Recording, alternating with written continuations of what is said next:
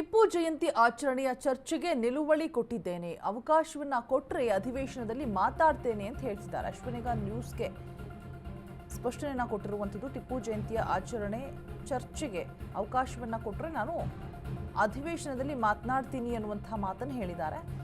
ವಿಜಯಾನಂದ ಕಾಶಪ್ಪನವರ್ ಹೇಳಿರುವಂತಹ ಹೇಳಿಕೆ ಅಶ್ವವೇಗ ನ್ಯೂಸ್ಗೆ ಭರವಸೆ ಸ್ಪಷ್ಟನೆಯನ್ನ ಕೊಟ್ಟಿರುವಂಥದ್ದು.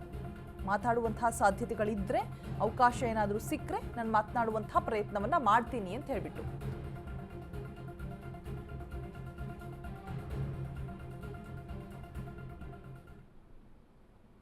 ಎರಡೂವರೆ ವರ್ಷ ಆಯ್ತು ನಾ ಮಾಡುವಂತ ವಿನಂತಿ ಮಾಡ್ಕೊಂಡಿದ್ದೀನಿ.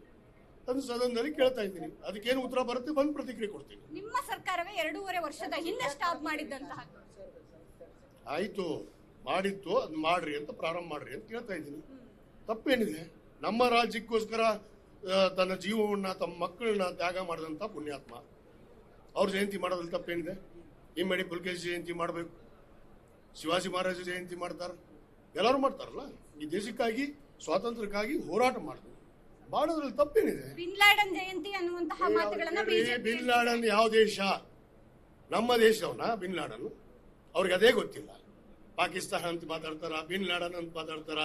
ಆ ದೇಶಕ್ಕೆ ಇವ್ರು ಪ್ರೀತಿ ಇದ್ರು ಹೋಗಂತ ಹೇಳ್ರಿ, ಅಲ್ಲಿ ಹೋಗಿ ಅವ್ರ ಜಯಂತಿ ಮಾಡಂತ ಹೇಳ್ರಿ. ಬಿನ್ ಲಾಡನ್ ಇವ್ರು ಬೇಕಾದ್ರೆ ನಮ್ಮ ರಾಷ್ಟ್ರಕ್ಕೆ ನಮ್ಮ ನಾಡಿಗೆ ಹೋರಾಟ ಮಾಡದಂತ ವ್ಯಕ್ತಿ ಬಗ್ಗೆ ನಮಗೆ ಗೌರವ ಇದೆ, ಕಳಕಳಿ ಇದೆ. ಅದಕ್ಕೆ ಕೇಳ್ತಾ ಇದ್ದೀನಿ. ಕೊಡಗಿನವರ ಮಾರಣ ಹೋಮ ಮಾಡಿದಂತವರ ಜಯಂತಿ ಇತಿಹಾಸ ಗೊತ್ತಿಲ್ಲ. ಇತಿಹಾಸ ಪುಟಗಳಲ್ಲಿ ನಮ್ಮ ಪಠ್ಯ ಪುಸ್ತಕದಲ್ಲಿ ನಾವು ಓದಿದ್ದೀವಿ. ಇವರು ಓದಿದ್ದಾರೆ. ಇವರು ಜಯಂತಿ ಮಾಡಿಲ್ವಾ? ಇದೇ ಟಿಪ್ಪು ಸುಲ್ತಾನ್ ಜಯಂತಿ ಮಾಡಿದಾರಲ್ಲ. ಇದೇ ಯಡಿಯೂರಪ್ಪ ಈಶ್ವರಪ್ಪ ಕಡಗ ಹಿಡ್ಕೊಂಡು ವೇಷ ಹಾಕೊಂಡು ಮಾಡಿಲ್ವಾ?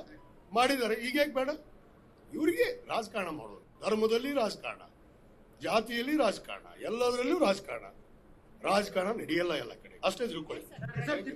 ಕಾಶಪ್ಪನವರ ಮತ್ತು ಕ್ಯಾಮರಾಮನ್ ಗಂಗಾಧರ್ ಜೊತೆ ದೀಪಾ ಕುಕ್ವಾಡ, ಅಶ್ವವೇಗ ನ್ಯೂಸ್ ಬೆಂಗಳೂರು. ನಮ್ಮ ಜೊತೆಗೆ ಕಾಶಪ್ಪ